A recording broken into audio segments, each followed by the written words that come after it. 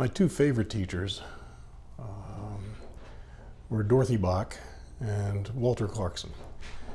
Dorothy Bach, formally speaking, was my teacher. Walter Clarkson was a senior colleague. Dorothy Bach taught in the Holyoke Public Schools from 1955 to 1984. She was a Holyoke native. She went to Holyoke High. She went away to Smith College and came back to teach. She radiated a love of literature and even grammar, and made students in her class love grammar as well as literature, which to a lot of us seemed an impossible task. But she was able to accomplish that because her love of the material was so earnest. But moreover, she was fundamentally a kind person.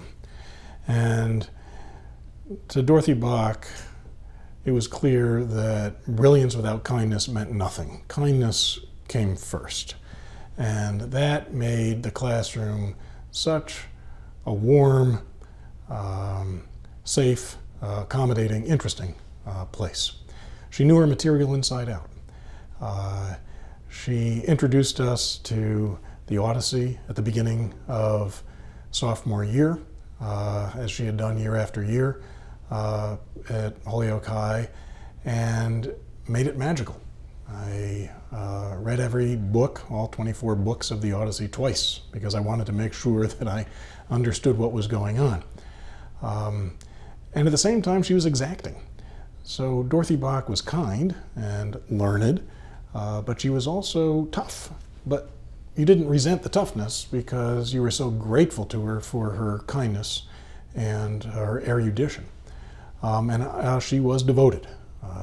She got to school early, stayed late, got papers back quickly with lots of red ink, and made us all better readers and better writers. Walter Clarkson was a teacher of English in Westfield, New Jersey, also his native town. And he taught there from 1959 to 1990. My first year of teaching was his last. We taught in contiguous classrooms. We were neighbors. And I actually audited his journalism class the second semester. So in that sense, he was my teacher.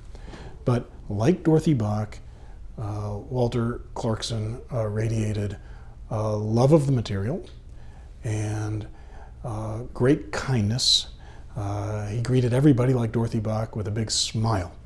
And he was as smart as anybody I've since met. And that was 1990, and we stayed in close touch afterward. He died in 2005. But both of them exemplified erudition, kindness, high standards, and devotion.